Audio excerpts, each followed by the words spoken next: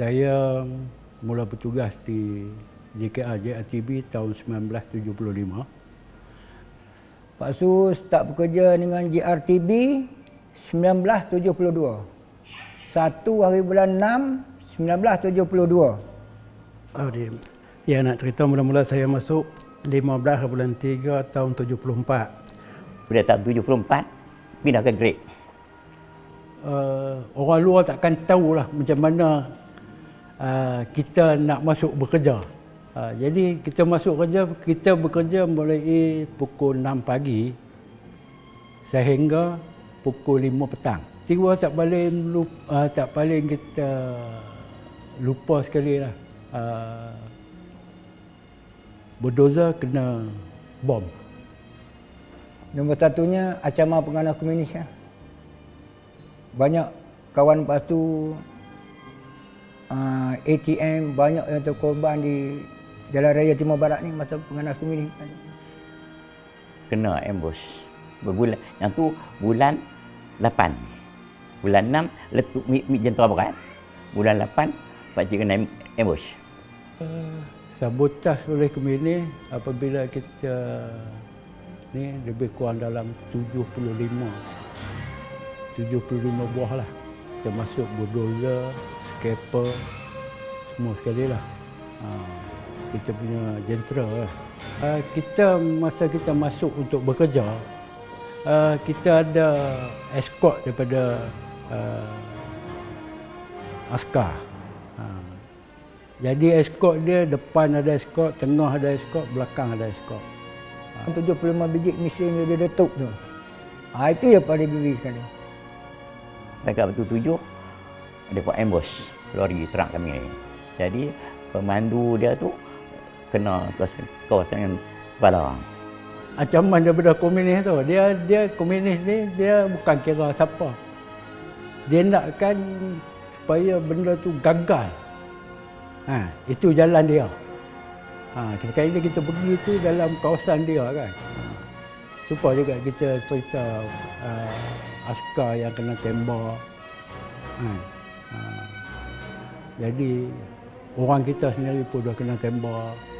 Yang mati JKR 3 orang. Driver seorang, pemandu jentera berat 2 orang. Yang meninggal masa atas lori kan. Kemudian tu masing-masing bila kereta-kereta driver dah kena ambush, kemudian tu lori ada ke gaung. Mengorbankan diri sama ada mati ataupun hidup nak menjayakan ni sebatan jalan raya ni. Pendek kata, orang tua-tua dulu kata, pepatah dia kata, bujur lalu melentang patah. Itu ya semangat Pak Su pergi kuat sekali. Makna kalau Pak Su pergi kerja, kalau tak balik hidup, mati pun akan balik. Kita tak gentar dengan ancaman komunis. Tu kena sini keluar mata yang tu pakcik bensan tu. Pakcik tengok biji mata dia, pakcik dah jatuh dah. Jadi bila jatuh pakcik pun duduk diam sampai ke hospital. Pakcik tak boleh buat apa dah. Pak Su saya bercakap ni sebagai saksi ada, Pak Su yang orang pertama yang ikat di penganas komunis. Ikat di penganas komunis 1974 di Sungai Lebih. Itu yang Pak Su tak boleh lupa sampailah ke Lalhat besok. Pakcik bersyukur cakap semua siapa-siapa yang mengguna jalan Leburan Timur Barat tu. Lepas semua pekat boleh berguna. Nak guna jalan tu untuk semua rakyat-rakyat daripada Kelantan, Terengganu semua boleh jalan begitu kan.